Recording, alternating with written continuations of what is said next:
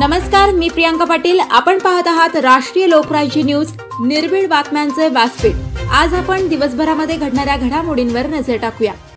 कृषी मंत्री भरणे यांच्या निवासस्थानी सामाजिक सलोखा गणेशोत्सव हा महाराष्ट्राच्या सांस्कृतिक आणि सामाजिक जीवनाचा अविभाज्य भाग आहे।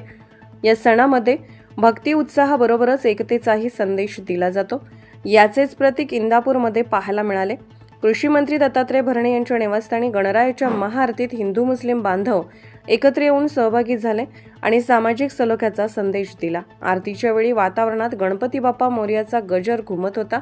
दत्तात्रय भरणे यांच्या कुटुंबियांसह गावातील नागरिक, कार्यकर्ते, महिला व युवक मोठ्या संख्येने उपस्थित होते। आरतीनंतर मुस्लिम समाजातील मान्यवरांनी शांतता व बंधुता यासाठी प्रार्थना केली। या प्रसंगी मंत्री दत्तात्रय भरणे म्हणाले की गणपती बाप्पा हे महाराष्ट्राच्या घराघरातले दैवत आहेत। आज हिंदू मुस्लिम बांधवांनी एकत्र येऊन महाआरतीत सहभाग घेतला।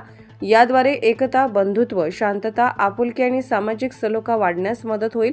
सर्वांना सोबत घेऊन जाणं ही महाराष्ट्राची परंपरा आहे। महाराष्ट्राची ही परंपरा कायम राहणे हेच आपल्या सर्वांचे कर्तव्य आहे। स्थानिक नागरिकांनीही या उपक्रमाचे स्वागत केले। धर्म वेगळे असले तरी आपल्या भावना, सुख दुःख हे एकच आहे। तसेच सर्वांची मने एकच आहेत। गणरायाच्या आरतीतून मिळालेला हा सलोख्याचा संदेश गावागावात पोहोचला पाहिजे असे एका नागरिकाने मत व्यक्त केले। वातावरण भक्तिमय आणि ऐक्याच्या भावनेने भारावून गेले होते।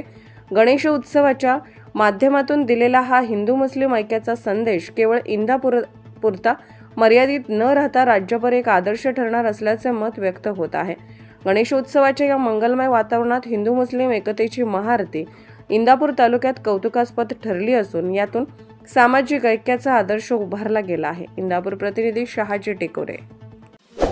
ताज्या बातम्यांसाठी आणि अपडेट्ससाठी राष्ट्रीय लोकराज्य न्यूज चॅनलला सबस्क्राईब करा, तसेच लाईक आणि शेअरही करा।